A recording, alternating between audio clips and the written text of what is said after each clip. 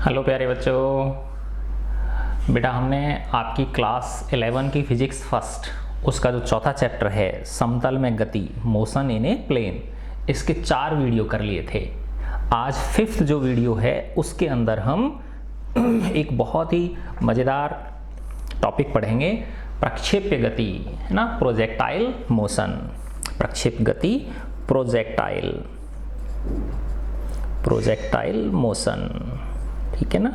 जैसे आपने कोई क्रिकेट की जो बॉल है ना, वो दूसरे खिलाड़ी के पास फेंकी, या फुटबॉल में किक मारी, या कई बार जैसे रॉकेट होता है वो सीधा ना उड़ के कई बार टेढ़ा उड़ जाता है, ठीक है ना।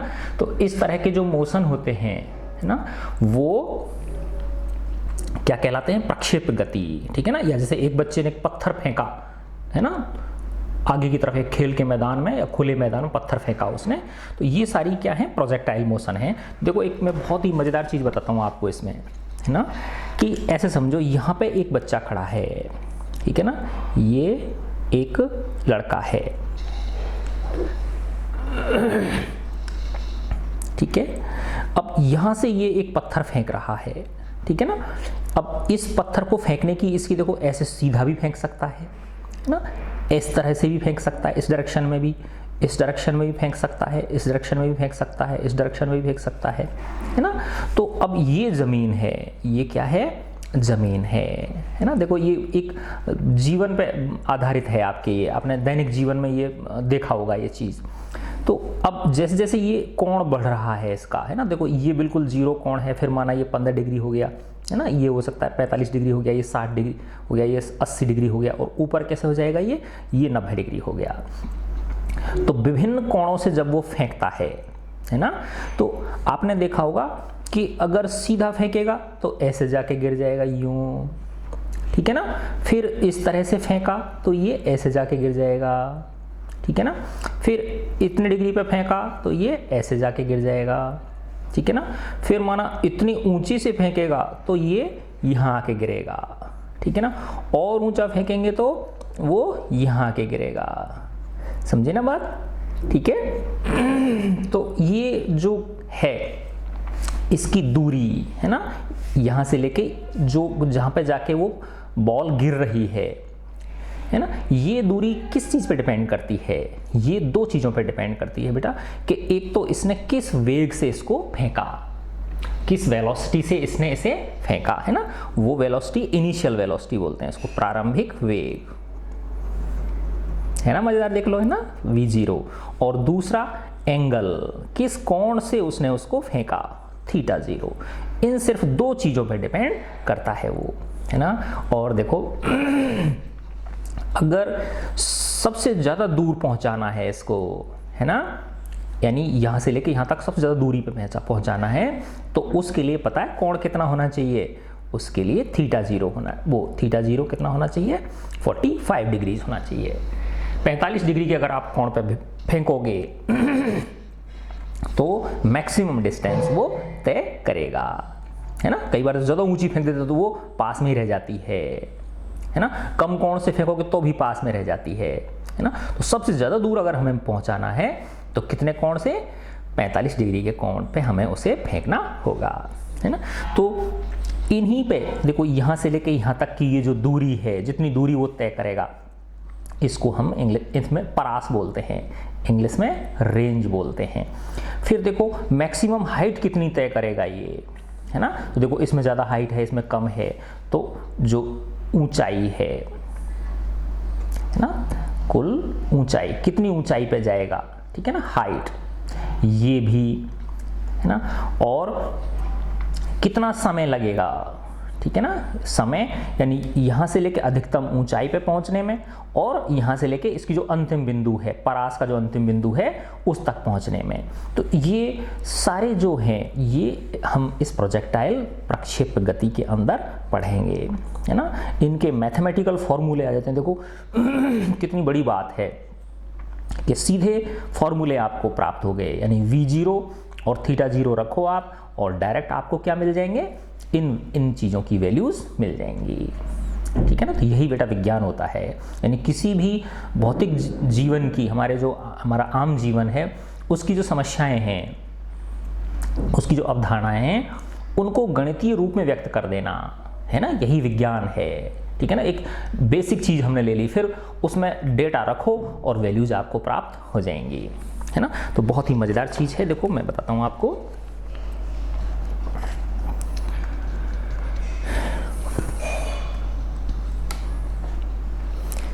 इससे पहले खंड में हमने जो विचार विकसित किए हैं, उदाहरण स्वरूप उनका उपयोग हम प्रक्षेप्य की गति के अध्ययन के लिए करेंगे, प्रोजेक्टाइल मोशन के लिए। जब कोई वस्तु उछालने के बाद उड़ान में हो, है ना, जब हमने उछाल दी और वो उड़ान में है, फ्लाइट में है वो, तो प्रक्षेपित की गई हो, उड़ान में हो या प्रक्षेपित की गई हो, तो उसे हम प्रक्षेप्य कहते हैं, प्रोजेक्टाइल उसको बोलते हैं। ऐसा प्रक्षेप फुटबॉल हो सकती है, क्रिकेट की बॉल हो सकती है, बेसबॉल हो सकती है, या अन्य कोई भी वस्तु हो सकती है। किसी प्रक्षेप की गति को दो अलग अलग समकालिक गतियों के घटक के परिणाम के रूप में लिया जा सकता है। जैसे अपन ने वेक्टर देखे थे ना, तो वेक्टर के दो घटक होते हैं, एक एक्स अक्ष की दिशा में और एक वाई अक्ष की दिशा में। तो ऐसे ही प्रक्षेप की गति को भी हम दो अलग अलग समकालिक गतियों के घटक के परिणाम के रूप में व्यक्त कर सकते हैं। इसमें से एक घटक बिना किसी त्वरण के क्षैतिज दिशा में होता है। अब देखो ये चीज समझ में नहीं आती है बच्चों के, है ना, कि इसमें त्वरण 0 क्यों हो गया क्षैतिज दिशा में, है ना। ये क्या कह रहा है, इसमें से एक घटक बिना किसी त्वरण के क्षैतिज दिशा में होता है तथा दूसरा गुरुत्वीय बल के कारण एक समान त्वरण से ऊर्ध्वाधर दिशा में होता है। और जब यानी हॉरिजॉन्टल डायरेक्शन में जब जा रहा है ये ऐसे, तो इसका a 0 है, और जब ये ऊपर का जो कंपोनेंट है, वर्टिकल कंपोनेंट जो है, उसमें जो त्वरण है वो किसके बराबर है, g के बराबर है, गुरुत्वीय त्वरण के बराबर है। लेकिन ये तो चलो ठीक है, ये समझ में आ जाता है, लेकिन इसमें a 0 कैसे हुआ, ये नॉर्मली समझ में नहीं आती। तो देखो बेटा, इसलिए 0 हुआ ये, आप याद करो 9th क्लास में पढ़ा था आपने, F इक्वल टू क्या होता है, ma होता है कि नहीं होता है, 10th में पढ़ा था आपने। बल बराबर क्या होता है, द्रव्यमान इंटू त्वरण। अब एक बार आपने उसको हाथ में से फेंक दिया गेंद को, तो क्या फिर उसके ऊपर कोई बल लगा रहे हो क्या आप, है ना। जैसे ऐसे समझो आप साइकिल में धक्का मार रहे हो आप, तो जब तक धक्का मार रहे हो तब तक तो बल लगा रहे हो उसके ऊपर, और जैसे ही आपने छोड़ा, है ना, तो फिर बल का मान क्या हो गया, 0 हो गया, समझे ना, क्योंकि धक्का खिंचाव को बल कहते हैं हम, है ना। तो वैसे ही जब आपने बॉल को फेंक दिया, तो फेंकने के जस्ट बाद, है ना, उस पे आपका बल क्या हो गया, 0 हो गया। तो जब बल 0 है तो ma इंटू 0 हो गया, तो a बराबर क्या हो गया, 0 में m का भाग दे दो, तो m चाहे कितना भी हो, त्वरण का मान कितना आ जाएगा, 0 आ जाएगा, है ना बात समझ में। तो इसलिए इसका जो हॉरिजॉन्टल कंपोनेंट है त्वरण का, एक्सेलरेशन का, वो क्या होता है, 0 होता है, ठीक है ना। तो ये चीज समझने की है इसमें। सर्वप्रथम गैलीलियो एक बहुत बड़े वैज्ञानिक थे, उन्होंने अपने लेख dialogue on the great world systems में प्रक्षेप गति को 2 भागों में विभाजित कर दिया उसने, क्षैतिज और ऊर्ध्वाधर, कि इनकी प्रकृति क्या होती है, अलग अलग होती है। इस अध्ययन से हम यह मानेंगे कि प्रक्षेप की गति पर वायु एयर रेजिस्टेंस जो है वो नेग्लिजिबल है ना। हम ये मान के चलेंगे कि एयर का प्रभाव जो है वो क्या है, बिल्कुल कम है, ठीक है ना। क्योंकि अगर एयर के प्रभाव को और मानेंगे इसमें, तो फिर ये कैलकुलेशन क्या हो जाएगी, थोड़ी सी और जटिल हो जाएगी। तो हम ये मान के चल रहे हैं कि एयर का रेजिस्टेंस उस पर नेग्लिजिबल है। माना कि प्रक्षेप को ऐसी दिशा की ओर v0 वेग से फेंका गया है ना। तो देखो ये इनिशियल वेलोसिटी हो गई v0, ठीक है ना, जो x अक्ष से थीटा 0 कोण बनाता है ना, जो x अक्ष से कितना कोण बना रहा है, थीटा, है ना। तो देखो ये चित्र दिखा रखा है ना, ये 0 है, ये x अक्ष है, और ये क्या है आपका y अक्ष है ना। तो ये देखो ये किस वेग से फेंका है, ये v0 वेग से फेंका है। ये देखो ये जो ब्लू लाइन है ये उसका पथ है, ठीक है ना, उस वस्तु का पथ है। तो वेग जो होता है वो क्या होता है, उस वस्तु के पथ पे जो स्पर्श रेखा होती है वही उसके वेग को शो करती कि नहीं करती है ना। तो ये v0 क्या हो गया, v0 इसका इनिशियल वेलोसिटी हो गई। और देखो ये इस एक्सिस के साथ कितना कोण बना रही है बेटा, ये जो ब्लैक लाइन है ये इसके साथ थीटा 0 कोण बना रही है, ठीक है ना। तो ये दो आंकड़े हमको दे रखे हैं। अब देखो फेंकी गई वस्तु को, है ना, देखो मजेदार है कितना, है ना, और देखो अभी और मजा आएगा आपको। तो फेंकी गई वस्तु को प्रक्षेपित करने के बाद उस पर गुरुत्व के कारण लगने वाला त्वरण की दिशा कहाँ होती है, नीचे की ओर होती है, और हम ऊपर की डायरेक्शन को क्या मानते हैं, इसको प्लस मानते हैं, प्लस वाई, है ना, और त्वरण कहाँ लग रहा है, नीचे की तरफ लग रहा है, तो माइनस जी हो गया कि नहीं हो गया, माइनस जी हो गया। और ऊपर की जो होती है वो प्लस जे होती है ना, और नीचे की तरफ होती है वो माइनस जे होती है, तो क्या आ गया ये माइनस जी जे, है ना, या ऐसे समझ लो जी जो है वो माइनस जे डायरेक्शन में, जे कैप डायरेक्शन में लग रहा है। जो गुरुत्वीय त्वरण है अगर ऊपर की तरफ होता है ना, तो क्या हो गया, वो प्लस जी जे होगा, और क्योंकि ये कैसे लग रहा है, नीचे की तरफ लग रहा है, तो ये क्या हो गया, माइनस जी जे कैप हो गया। तो ए किस दिशा में, ऊर्ध्वाधर दिशा में, कितना हो गया, माइनस जी जे कैप, है ना। और ए एक्स तो पता ही है आपको, त्वरण का हॉरिजॉन्टल कंपोनेंट एक्स अक्ष की दिशा में कितना है, 0 है ना। तो ए वाई कितना हो गया, अब इसको क्या लिख सकते हो, ए बराबर माइनस जी जे को क्या लिख सकते हो आप, ए वेक्टर बराबर ए एक्स आई कैप प्लस ए वाई जे कैप, है ना। अब इससे तुलना करो, ए एक्स तो क्या है आपका 0 है ना, क्योंकि ये 0 माइनस जी जे लिख सकते हैं ना, ए को क्या लिख सकते हैं, 0 माइनस जी जे कैप, तो ए एक्स आई कैप क्या हो गया, 0, तो ए एक्स बराबर 0 हो गया, है ना। और इससे तुलना करो, जे कैप से जे कैप हो गया, है ना, तो ए वाई कितना हो गया, माइनस जी, तो ए वाई का मान कितना हो गया, माइनस जी हो गया, ठीक है। अब देखो बेटा, ये प्रारंभिक वेग v0 के घटक निम्न प्रकार होंगे, है ना। अब v0x जो है, अब इसको देखो, ये है ना, इससे x अक्ष पे लंब डाला और इससे y अक्ष पे लंब डाला, है ना। देखो यहाँ से लेके यहाँ तक ये जो है, तो ये समकोण त्रिभुज बन गया नहीं बन गया, है ना। तो ये कर्ण है ना, और ये क्या है, थीटा 0 है, तो ये लंब हो गया और ये आधार हो गया। तो इसमें cos थीटा 0 क्या होगा, cos थीटा 0 क्या हो जाएगा, देखो cos थीटा 0 आधार बटे कर्ण, तो इस केस में आधार क्या है, ये है, यहां से लेके यहां तक, ठीक है ना। तो इसको मैंने नाम दे दिया, ये माना a मान लिया, इसको a मान लिया, और यहाँ इसको b मान लिया, तो OA बटे कर्ण क्या है, v0, ठीक है ना। इसके नीचे 1 लगा, तो OA बराबर क्या हो गया, v0 cos थीटा 0 नहीं हो गया, तो OA बराबर क्या हो गया, v0 cos थीटा 0। तो OA क्या है, ये x अक्ष की दिशा में कंपोनेंट है, तो ये आ गया ना, देख लो v0x, है ना।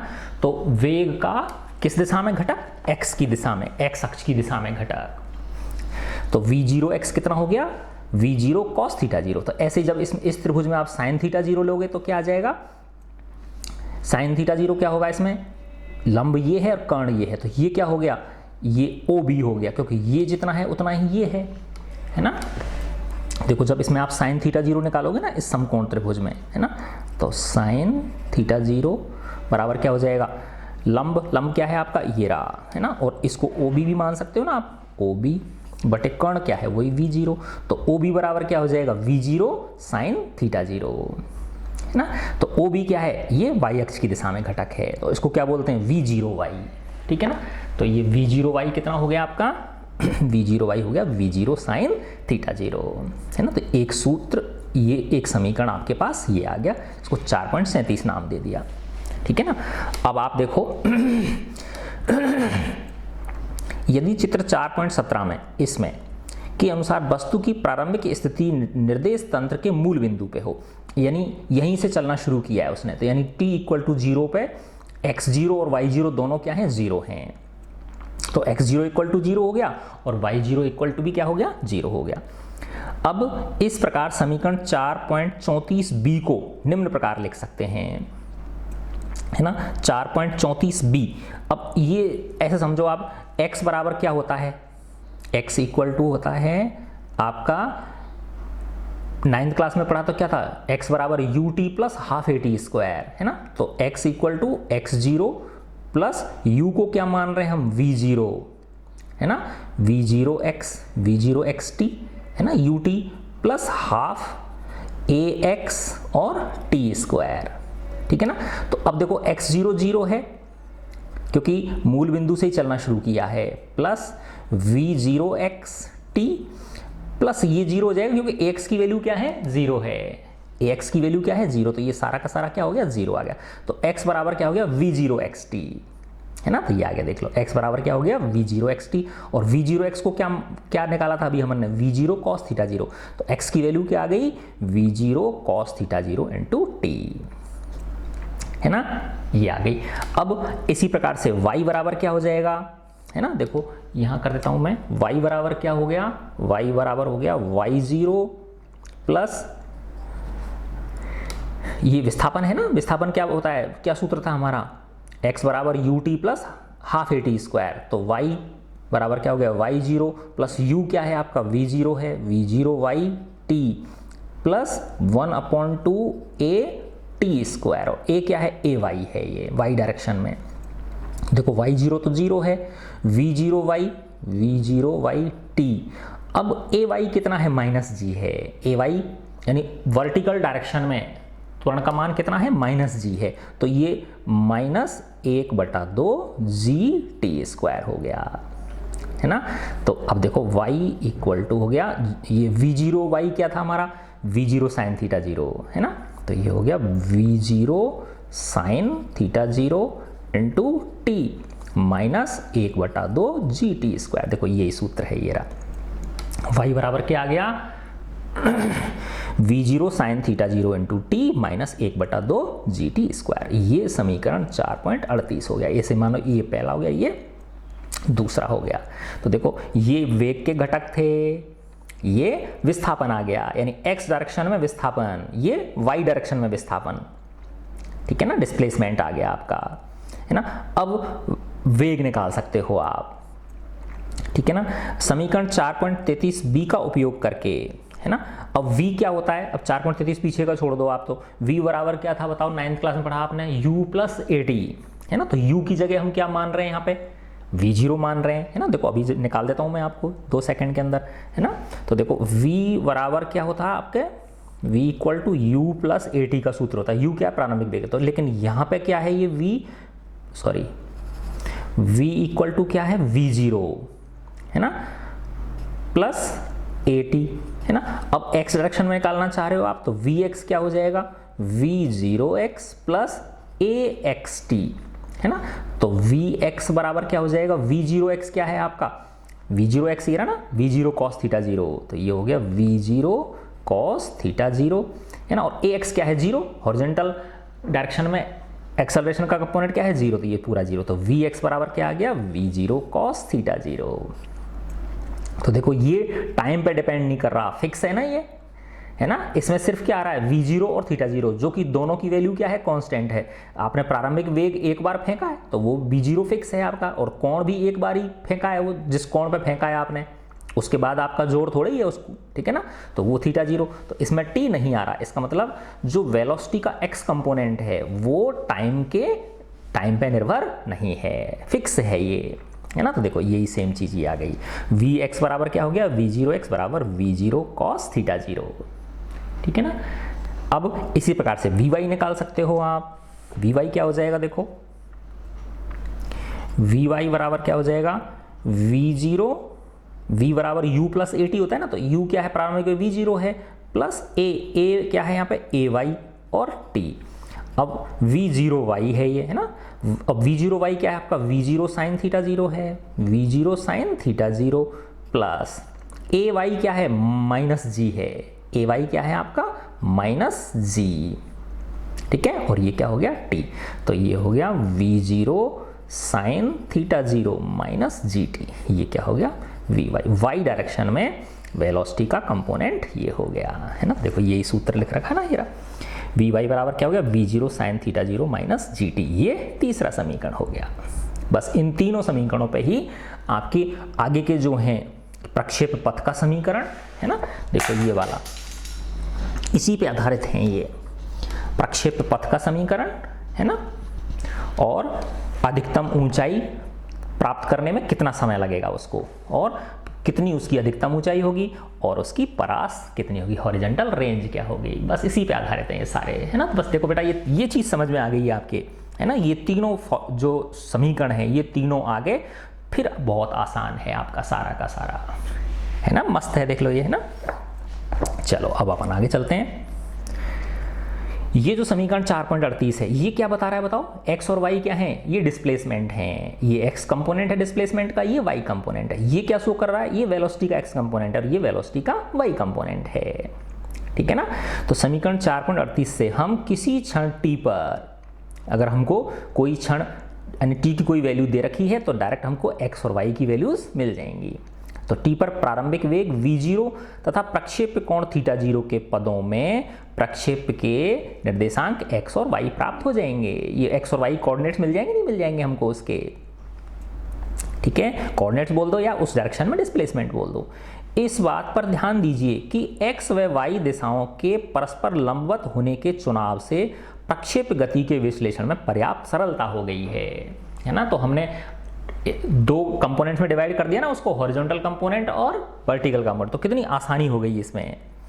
वेग के दो घटकों में से एक x घटक गति की पूरी अवधि में स्थिर रहता है। अब देखो ये वेग में है ना, ये v0 cos, इसमें t आ ही नहीं रहा है ना, इसमें t आ ही नहीं रहा, तो उसकी पूरी गति के दौरान ये x कंपोनेंट जो है वेलोसिटी का, ये क्या है, कांस्टेंट है ना। तो यही कहना चाह रहा है ये देखो वेग के, बेटा देखो थ्योरी अगर आपकी समझ में आ जाती है, बेटा प्रॉब्लम यही है कि बच्चे क्या करते हैं, डायरेक्ट न्यूमेरिकल्स पे कूद पड़ते हैं, फॉर्मूला देखा है ना और डायरेक्ट न्यूमेरिकल्स पे फिर वो हो नहीं पाते, फिर उनको निराशा हाथ लगती है। तो जब तक बेटा आपके कंसेप्ट क्लियर नहीं होंगे तब तक आप न्यूमेरिकल्स को अटेम्प्ट करने की कोशिश मत करो, ठीक है ना। तो इनको एक एक लाइन पढ़ो कि ये आखिर आ रहा है तो कहाँ से आ रहा है, फिर पढ़ने के बाद एक आध बार खुद ड्राइव करके देखो इनको। तो वेग के दो घटकों में से एक घटक जो है x कंपोनेंट, वो गति की पूरी अवधि में क्या है, स्थिर है, कांस्टेंट है, उसमें t आ ही नहीं रहा है ना। जबकि दूसरा y घटक इस प्रकार परिवर्तित हो रहा है, ये कैसे, जैसे मानो कि फ्री फॉल हो, v बराबर u प्लस at है ना। तो ये उससे जो मुक्त पतन वाला समीकरण है कि नहीं है, ये है ना, a क्या है, माइनस g है, ठीक है। और जो y घटक है इसका, वो इस प्रकार परिवर्तित होता है मानो प्रक्षेप स्वतंत्रता पूर्वक नीचे गिर रहा हो, फ्री फॉल हो रहा हो, उसका क्या हो रहा हो, उसका फ्री फॉल हो रहा हो। 4.18 में विभिन्न क्षणों के लिए इसे आलेखी विधि से दर्शाया गया। तो ये देखो इसमें ये दिखा रखे हैं है ना। तो देखो ये प्रक्षेप था इस तरह से है ना, ये प्रक्षेप था। तो देखो ये v0, तो ये इसका v0x हो गया, ये v0y हो गया है ना। फिर यहाँ पे इस पॉइंट पे फिर हमने ये टेंजेंट खींचा, तो ये इसका वेग को शो करेगा, ये इसका x घटक हो गया, ये इसका y घटक हो गया। इस डायरेक्शन में ऊपर की दिशा में घटक 0 है, इस डायरेक्शन में ये सिर्फ v0xi। तो एक चीज़ नजर है, देखो v0xi, इनकी दोनों की लेंथ क्या है, तीनों की, देखो ये सब में सेम है। इसका मतलब x घटक जो है वो क्या है, पूरी उसके दौरान सेम है। जबकि y घटक देखो यहाँ ज़्यादा था, यहाँ और कम हुआ, यहाँ 0 हो गया, यहाँ नेगेटिव में बढ़ा, फिर यहाँ नेगेटिव में और बढ़ गया है ना। तो y कंपोनेंट किस तरह से बढ़ रहा है, जैसे कि फ्री फॉल हो रहा हो, मुक्त पतन हो रहा हो, और x कंपोनेंट जो है वो पूरी यात्रा के दौरान क्या है, कांस्टेंट है, ठीक है। तो ये बताना चाह रहे हैं आपको, ठीक है। ध्यान दीजिए कि अधिकतम ऊंचाई वाले बिंदु पर है ना, जो मैक्सिमम हाइट का पॉइंट है उस पे Vy क्या है, 0। वेग का जो y कंपोनेंट है वो ऊपर की तरफ तो है ही नहीं, सारा का सारा क्या है, हॉरिजॉन्टल डायरेक्शन में है। Vy क्या हो गया, 0 हो गया। तो tan थीटा बराबर क्या होता है, Vy बटे Vx है ना।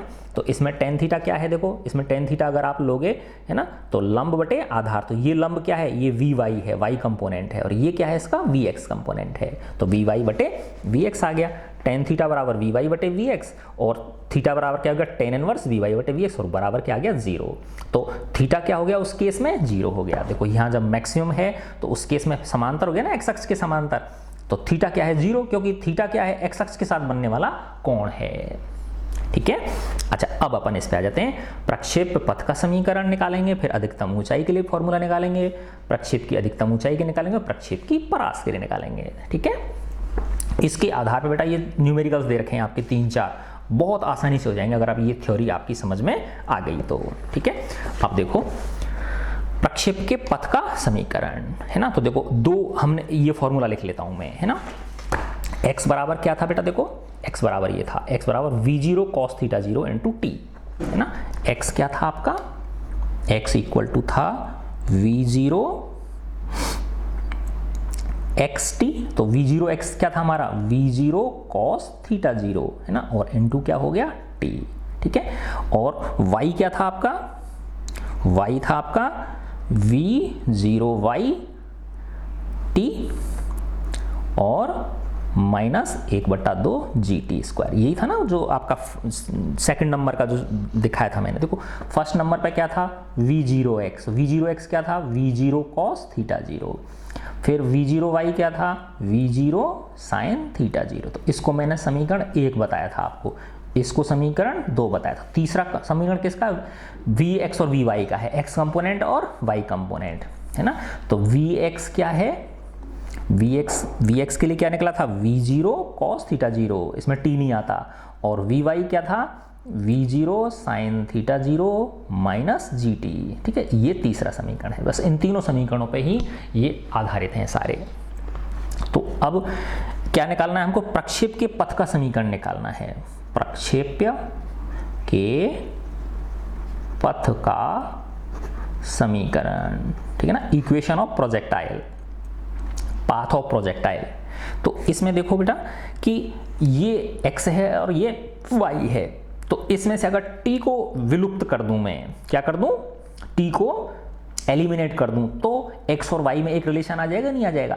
तो इस फर्स्ट से t का मान, फर्स्ट में क्या है देखो x बराबर है v0 cos theta 0 into T, तो इससे t बराबर क्या हो जाएगा, x के नीचे आ जाएगा ना ये x बटे v0 cos थीटा 0। अब इस t का मान समीकरण इस वाले में रख दो, y वाले में रख दो, है ना। तो y बराबर क्या हो गया v0y, v0y, और v0 क्या चीज है, v0 sin थीटा 0 है ना। ये लोग मैं लिख देता हूं इसको v0 sin थीटा 0, और t की जगह ये लिख दिया गुणा x बटे v0 cos थीटा 0, ठीक है, -1/2 g, और t स्क्वायर की जगह इसका स्क्वायर आ जाएगा ना, तो ये आ जाएगा x बटे v0 cos थीटा 0 का होल स्क्वायर, है ना। अब देखो बेटा v0 से v0 कट गया, sin थीटा 0 बटे cos थीटा 0 क्या आ जाएगा, tan थीटा 0 आ जाएगा। तो y बराबर आ गया x tan थीटा 0, ठीक है ना, x tan थीटा 0। और यहां देखो आप, ये क्या है, ये -1/2 है ना g, तो ये x स्क्वायर हो जाएगा ना, है ना। तो इसको कैसे लिख सकता हूं मैं, -gx² बटे 2, है ना। और ये क्या हो जाएगा v0 cos थीटा 0 का whole square, v0 cos theta 0 का होल स्क्वायर। ये समीकरण आ गया, इसको प्रक्षेप्य का समीकरण बोलते हैं, है ना। तो देखो क्या चीज चाहिए आपको, सिर्फ थीटा 0 चाहिए और v0 चाहिए, जो प्रारंभिक वेग है वो, और प्रारंभिक जो कोण है ना, वो पता है ना। तो आप x कंपोनेंट है तो y कंपोनेंट निकाल सकते हो, y कंपोनेंट है तो x कंपोनेंट आप निकाल सकते हो, यानी इसमें एक रिलेशन आ जाएगा आपके x और y के बीच। तो ये क्या कहलाता है, ये देखो ये रहा, है ना, y बराबर tan theta 0 into x minus g two v0 cos theta 0 square into X square. यह है प्रक्षेप के पथ का समीकरण है। और इसी चित्र 4.18 में ये जो नीचे वाला चित्र दिखा रखा है ना, ये वाला, इसी के, तो इसी पे है ये दिखाया गया है, क्योंकि g थीटा 0 v0 कांस्टेंट है ये, है ना। देखो g क्या है, गुरुत्वीय त्वरण है, थीटा 0 भी फिक्स है, प्रारंभिक जो कोण है वो है, v0 फिक्स है जो प्रारंभिक वेग से फेंका, है ना। तो देखो जब थीटा 0 है कांस्टेंट है तो tan थीटा 0 का मान फिक्स हो जाएगा। ऐसे ये v0 और थीटा 0 इसमें, तो ये इसका मान भी फिक्स हो जाएगा, g भी फिक्स है। तो इसको एक तरह से ये कांस्टेंट हो गया कि नहीं हो गया, तो y बराबर क्या हो गया ax, इसको a मान सकता हूँ, ये a क्या है, अनदर कांस्टेंट है। ऐसे ही ये पूरी संख्या कांस्टेंट है तो इसको b मान लिया, है ना। तो ax प्लस bx स्क्वायर, ये बन गया समीकरण, y बराबर ax प्लस bx स्क्वायर। तो ये किसका समीकरण, एक पैराबोला का, परवलय का समीकरण है। और देखो ये जो पाथ है इसका, ये भी कैसा है, ये एक परवलय है, परवलय की शेप का, जैसे वृत्त होता है ना, वृत्त की शेप ऐसी होती है, तो परवलय की शेप इस तरह की होती है। तो इसमें a और b नियतांक हैं। यह एक परवलय का समीकरण है, अर्थात प्रक्षेप का पथ परवलयिक होता है, पैराबोलिक होता है। जो प्रोजेक्टाइल का जो पाथ होता है वो कैसा होता है, पैराबोलिक होता है, ठीक है ना। अब अपन इस पे आते हैं, अधिकतम ऊंचाई का समय, यानी अधिकतम ऊंचाई तक पहुंचना है उसे, है ना। देखो बड़ी मजेदार चीज अभी निकलेगी इसमें, तो उसमें कितना समय लगेगा, ठीक है ना। अब आप देखो अब प्रक्षेप अधिकतम ऊंचाई तक पहुंचने के लिए कितना समय लेता है? मान लीजिए ये टाइम tm ले लिया इसने, t मैक्सिमम। अब ऊपर जो बिंदु है ये वाला जहां पे अधिकतम ऊंचाई पे पहुंच रहा है, उस केस में क्या है बताओ? vy 0 है ना, उसका y कंपोनेंट क्या है? 0 है ना। इस केस में देखो सिर्फ हॉरिजॉन्टल कंपोनेंट है v0x i कैप और vy क्या है? 0 है। तो यही कहना चाह रहे हैं, देखो प्रक्षेप, क्योंकि इस बिंदु पर vy बराबर क्या है? 0 है, तो इस समीकरण से हम tm का मान निकाल सकते हो। देखो vy और vx के समीकरण तीसरा था कि नहीं था? ये रहा, है ना। तो अब हमको क्या निकालना है? अधिकतम ऊंचाई का समय। अधिकतम ऊंचाई प्राप्त करने में उसे कितना समय लग रहा है, और इसको tm माना है। तो देखो इस केस में जब अधिक ऊंचाई पहुंचता है तो v0y क्या है? 0 है, या vy है ना, y कंपोनेंट है वो क्या है? 0 है। देखो ये इसको y कंपोनेंट को 0 रख दिया तो vy का सूत्र क्या है हमारे पास? vy equal to v0 sine theta 0 minus gt, ठीक है ना। अब लास्ट जब वो ऊंचाई पे है, इस पॉइंट पे है, लास्ट वाले पॉइंट पे, इस पे, तो इसमें सिर्फ क्या है? x कंपोनेंट है ना। इस केस में क्या है? सिर्फ x कंपोनेंट है, v0x i कैप, और ये जो vy है ये क्या है? 0 है। vy क्या है? 0 है, ठीक है। तो इसमें ये 0, तो ये देखो ये 0 हो गया, v0 sine theta 0 minus g, और t को मैंने tm ले लिया, अधिक मैक्सिमम टाइम। तो देखो माइनस gtm को इधर लाऊंगा तो क्या हो जाएगा? प्लस के gtm बराबर क्या आ गया? v0 sine theta 0। तो tm क्या निकल गया? v0 sine theta 0 upon g निकल गया, ठीक है। तो अधिकतम समय प्रक्षेप को मैक्सिमम हाइट तक पहुंचने में कितना समय लगेगा? उसके लिए देखो क्या चाहिए? सिर्फ आपको v0 चाहिए और थीटा 0 चाहिए, है ना, क्योंकि v0 चाहिए होगा और थीटा 0 को तो साइन थीटा 0 निकाल लोगे आप, तो दोनों को गुणा करो, g का भाग दे दो, तुरंत आपको क्या निकल जाएगा? मैक्सिमम टाइम निकल जाएगा। तो मैंने बताया था ना कि सिर्फ 2 पैरामीटर्स की जरूरत है, किस किस की? इनिशियल वेलोसिटी की और इनिशियल एंगल की, eight which it is projected, ठीक है ना। तो ये निकल गया। अब दूसरा निकालेंगे हम उड्डयन काल। एक नई वो है, उड्डयन काल बोलते हैं इसको ना, उड्डयन काल, flight time of flight, time of flight, यानी ये कितनी देर हवा में रहेगा, कितनी देर ये किस में रहेगा? हवा में रहेगा, ठीक है ना। अच्छा अब देखो कि जितना टाइम इसको ऊपर पहुंचने में लगेगा, मैक्सिमम हाइट पहुंचने में लगेगा, उतना ही सेम इसको वापस नीचे गिरने में लगेगा, नहीं लगेगा? वैसे देखो आप सामान्य विवेक से अगर हम देखें तो, है ना, सामान्य विवेक से हम देखें तो जितना टाइम इसको यहाँ से लेके यहाँ तक पहुँचने में लग रहा है, उतना ही सेम टाइम इसको यहाँ से नीचे गिरने में लगेगा, लगेगा नहीं लगेगा? ठीक है ना। तो दुगना हो जाएगा नहीं हो जाएगा इसका इसी का क्या हो जाएगा? दुगना हो जाएगा। जो tm क्या निकला था आपका? v0 sine theta 0 upon g निकला था। तो टोटल टाइम ऑफ फ्लाइट जो होगा tf, कैपिटल TF, ये क्या हो जाएगा? 2v0 sign theta 0 upon g। अब इसको दूसरी तरह से निकाला और वेरीफाई भी करके देख लेते हैं कि ऐसा है या नहीं है ना। अब वो कैसे निकलेगा कि जब यहां पहुंचेगा तो इस केस में y कंपोनेंट 0 हो गया कि नहीं हो गया? जब ये फ्लाइट से ऐसे गया, फ्लाइट का मतलब एरोप्लेन में नहीं, वो हवा में उड़ रहा है, वो भी उसकी फ्लाइट ही है ना। तो ये यहाँ से उड़ के यहाँ पे गया, तो इस केस यहाँ पे पहुँचते ही उसका y कंपोनेंट क्या हो गया? 0 हो गया। तो अब इस वाले फॉर्मूले को, जो y वाला फॉर्मूला था ना हमारा, ये वाला, तो इसमें y की जगह क्या रख देंगे? 0 रख देंगे, ठीक है ना। तो यही कहना चाह रहा है। देखो, प्रक्षेप की उड़ान की अवधि में लगा कुल समय TF, हम समीकरण 4.38 में, है ना, प्रक्षेप की उड़ान की अवधि में लगा कुल समय TF जो है वो हम कैसे निकाल सकते हैं? समीकरण 4.38 कौन सा था? ये वाला, जिसमें x और y कंपोनेंट थे ना दोनों, जिसमें क्या थे? x और y कंपोनेंट थे। इसमें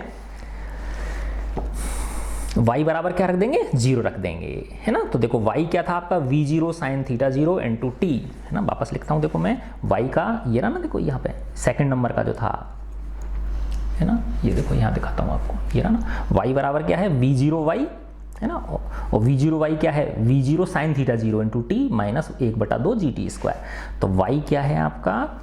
v0 sine theta 0 into t minus 1/2 G T square. अब इसमें क्या कह रहा है ये, जब पूरी फ्लाइट करके वो वापस धरती पर गिरेगा उस समय उसका वाई कंपोनेंट क्या हो जाएगा, 0 हो जाएगा। तो ये 0 हो गया, तो ये v0 साइन थीटा 0, और इस t को मैं tf मान रहा हूँ। इसमें कितना समय लग रहा है, टोटल टाइम ऑफ फ्लाइट, तो 1/2 जी और ये वापस tf स्क्वायर हो गया। जब इसको सॉल्व करोगे तो देखो ये माइनस के धरा के प्लस के हो जाएंगे, तो 1/2 जी tf स्क्वायर बराबर क्या हो गया, v0 sine theta 0 into tf। देखो एक tf से एक tf कट जाएगा ना, है ना, तो ये क्या हो गया, 1/2 जी tf बराबर v0 साइन थीटा 0। तो tf बराबर क्या आ जाएगा, है ना, 2 इसके साथ गुणा में पहुंच जाएगा और g इसके नीचे आ जाएगा, तो 2v0 साइन थीटा 0 अपॉन जी। तो देखो इसको मैं यूँ लिख सकता हूँ ना, 2v0 sign theta 0 upon g. ये क्या था, tm था, स्मॉल tm था, तो 2tm। तो आ गया ना, देखो टोटल टाइम ऑफ फ्लाइट है वो जितना टाइम उसको मैक्सिमम ऊंचाई तक पहुंचने में लग रहा है उसका दुगना हो गया कि नहीं हो गया, 2tm आ गया। और वही हम एक्सपेक्ट करते हैं कि वही आना चाहिए कि नहीं आना चाहिए, ठीक है। तो ये क्या निकल गया आपका, टोटल टाइम ऑफ फ्लाइट निकल गया। तो इसमें क्या चाहिए, वही सेम चीज चाहिए ना, दो ही v0 चाहिए और थीटा 0 चाहिए, तो आप टोटल टाइम ऑफ फ्लाइट निकाल सकते हो, है ना। तो बेटा देखो मैथमेटिक्स, फिजिक्स और मैथमेटिक्स कितनी इंटरलिंक्ड हैं। अब बनाते हैं प्रक्षेप की अधिकतम ऊंचाई, यानी कितनी मैक्सिमम हाइट वो प्राप्त करेगा। बहुत आसान है ना। प्रक्षेप की अधिकतम ऊंचाई,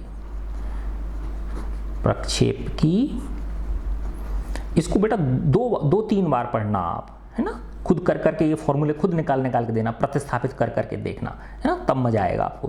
प्रक्षेप की अधिकतम ऊंचाई, और फिर इसके आधार पे सारे क्वेश्चन हो जाएंगे आपके, ठीक है ना। तो फॉर्मूला को रटो मत, फॉर्मूला को निकाल के देखो कैसे आया ये, है ना, बहुत आनंद आएगा फिर आपको।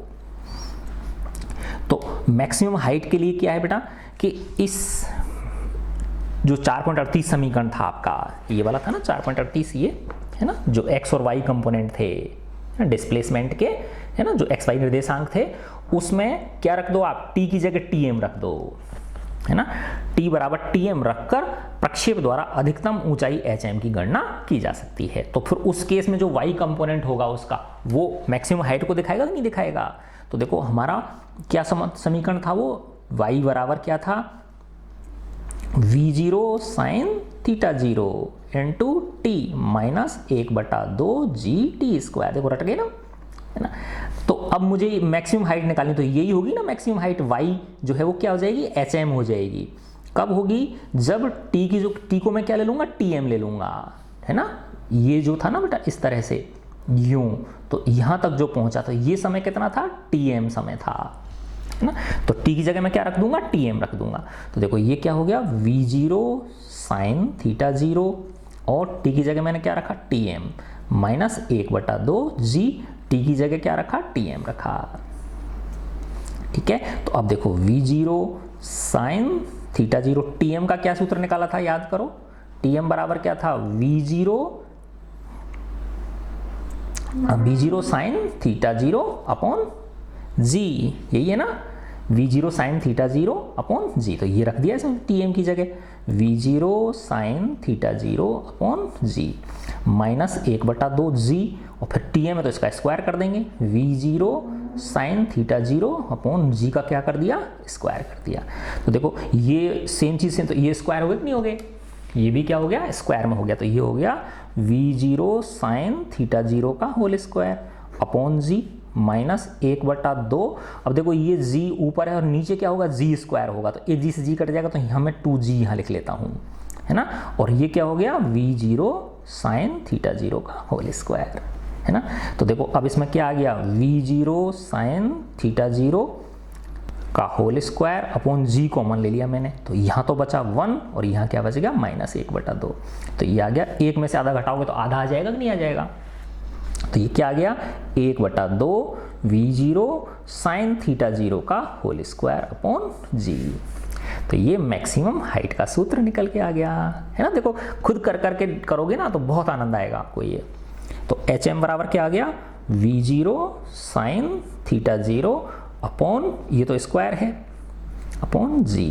तो इसमें भी देखो मैक्सिमम हाइट में भी क्या चाहिए आपको बताओ, v0 चाहिए और थीटा 0 चाहिए। तो थीटा 0 होगा तो साइन थीटा 0 का मान निकल जाएगा। तो इन दोनों का स्क्वायर करो, जी का भाग दो, तो क्या निकल जाएगी, मैक्सिमम हाइट कि कितनी ऊंचाई तक पहुंचेगा। तो देखो आपके पास दो डेटा थे, सिर्फ v0 था और थीटा 0 था, उससे आपने कितनी सारी चीज़ें निकाल ली। तो आपने एक्स वाई कंपोनेंट निकाल लिए उसके, फिर आपने क्या निकाला था, उसका प्रक्षेप का समीकरण निकाल लिया, फिर अधिकतम ऊंचाई तक कितना समय लगेगा, टोटल फ्लाइट में कितना समय लगेगा, फिर हमने ये निकाल ली कितनी अधिकतम ऊंचाई तक पहुंचेगा। अब इसके में लास्ट चीज है ये प्रक्षेप का क्षैतिज परास। प्रक्षेप यानी प्रोजेक्टाइल का क्षैतिज परास है ना, हॉरिजॉन्टल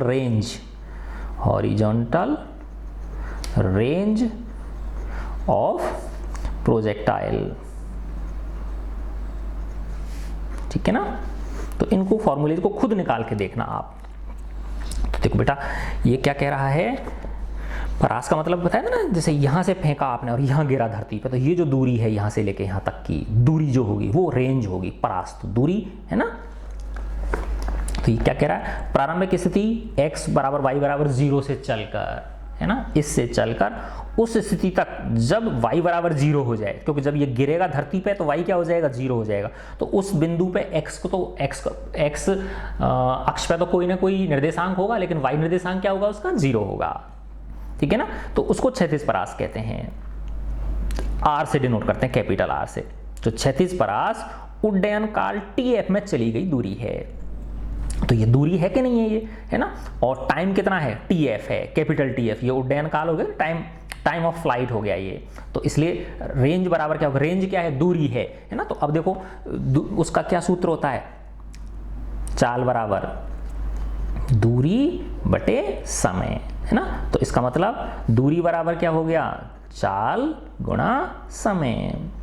ठीक है। तो ये दूरी तो निकालनी थी आपको r, तो चाल क्या है आपकी v0 है ना, x कंपोनेंट क्या है उसका, x कंपोनेंट क्या है, v0 cos theta 0, v0 cos theta 0 है ना। ये जो हॉरिजॉन्टल डायरेक्शन में वेलोसिटी का कंपोनेंट, हॉरिजॉन्टल डायरेक्शन में वेलोसिटी का कंपोनेंट क्या है, v0 cos थीटा 0 इनटू समय t क्या है, tf है ना। तो अब ये v0 cos थीटा 0 और tf का क्या निकला था, tf टोटल ऑफ फ्लाइट क्या था, 2tm था कि नहीं था, याद करो tf बराबर क्या था, 2tm है ना। तो 2 और ये क्या था, v0 sin थीटा 0 अपॉन जी। देखो मुझे रट गए ये है ना। तो ये क्या हो गया, इसकी जगह क्या रख दिया, tf की जगह ये आ गया 2v0 sin थीटा 0 अपॉन जी।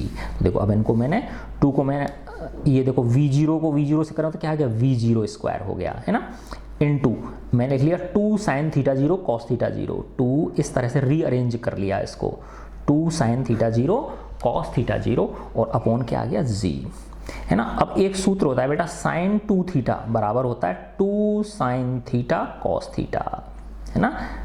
तो 2 sin थीटा cos थीटा, देखो यहाँ 2 sin थीटा 0 cos थीटा 0, तो इधर क्या होता है sin 2 थीटा होता है, इसको क्या लिख सकते हैं, sin 2 थीटा 0 बन गया। ये सूत्र किसका बन गया, sin 2 थीटा 0 का बन गया है ना। तो ये हो गया v0 square sin 2 theta 0 upon g. ये क्या है, इसकी हॉरिजॉन्टल रेंज आ गई, ये क्या आ गई, इसकी हॉरिजॉन्टल रेंज आ गई। तो देखो इसमें भी क्या चाहिए आपको, सिर्फ v0 चाहिए और थीटा 0 चाहिए। आप क्या निकाल सकते हो, हॉरिजॉन्टल रेंज उसकी निकाल सकते हो है ना। अब देखो साइन में मैक्सिमम वैल्यू कितनी होती है, देखो यहाँ जो मैंने शुरू में बताया था आपको, याद करो कि अधिकतम दूरी तक कब फेंक पाओगे आप किसी भी गेंद को, जब आप कितने डिग्री के कोण पर फेंकोगे उसे, 45 डिग्री के कोण पर फेंकोगे। यहाँ देखो उसकी पुष्टि हो रही है, यहाँ वेरीफाई हो रहा है वो कि साइन में मैक्सिमम वैल्यू कब होती है, साइन थीटा की मैक्सिमम वैल्यू कब होती है, जब थीटा कितना होता है, 90 डिग्री होता है ना। और तो ये क्या है, 2 थीटा 0 है, तो थीटा 0 कितना होगा, 45 डिग्री होगा। जब थीटा 0 कितना हो जाएगा, 45 डिग्री हो जाएगा, तो ये क्या बन जाएगा, साइन 2 इंटू 45, तो क्या बन गया, साइन 90 डिग्री है ना। तो रेंज मैक्सिमम कब होगी, जब थीटा 0 की वैल्यू कितनी होगी, 45 डिग्री होगी है ना। तो रेंज मैक्सिमम तब होगी जब थीटा जीरो कितना होगा 45 डिग्री पे होगा, है ना। अर्थात आप कितने एंगल पे फेंकोगे उसको, 45 डिग्री पे फेंकोगे, तब वो अधिकतम दूरी पे जाके वो गिरेगा, है ना। तो इस तरह से बेटा हमने आपके क्या निकाल दिए। देखो सबसे पहले क्या देखा था हमने, 3 सूत्र देखे थे, है ना, यानी v0x फिर v0y। v0x क्या था, v0 cos थीटा जीरो, है ना। v0y क्या था, v0 sin थीटा जीरो। देखो फर्स्ट समीकरण इसका था, है ना। सेकंड समीकरण क्या था, x और y के निर्देशांक थे, तो x का निर्देशांक, x कंपोनेंट क्या आया था, x कंपोनेंट आया था v0 cos theta zero into T, है ना, क्योंकि इसमें ax जीरो होता है। y कंपोनेंट क्या आया था, v0 sin theta zero into T minus 1/2 G T square. ये इसको समीकरण मैंने 2 दिया था। फिर तीसरा समीकरण क्या था, vx और vy, है ना, vx और vy। तो vx क्या था, v0 cos थीटा जीरो, यानी इसमें t आता ही नहीं है ना। और vy क्या होता है, v0 sin theta zero minus gt। ये समीकरण 3 था, ठीक है ना। फिर इन तीनों की सहायता से हमने क्या निकाला, है ना, हमने प्रक्षेप का समीकरण निकाल लिया। फिर उसकी अधिकतम ऊंचाई में कितना समय लगाया, tm। फिर फ्लाइट ऑफ टाइम, है ना, time of flight capital TF निकाला। प्रक्षेप की अधिकतम ऊंचाई HM निकाली और उसकी परास निकाली। तो मैं आशा करता हूँ ये आपने एंजॉय किया होगा, है ना बेटा। तो ऐसे ही बस, है ना, कोई भी चीज़ है उसको डिटेल से पढ़ो, आराम आराम से पढ़ो, भागने की जरूरत नहीं है ना। डायरेक्ट न्यूमेरिकल्स पर मत कूदो, ठीक है बेटा। God bless you all.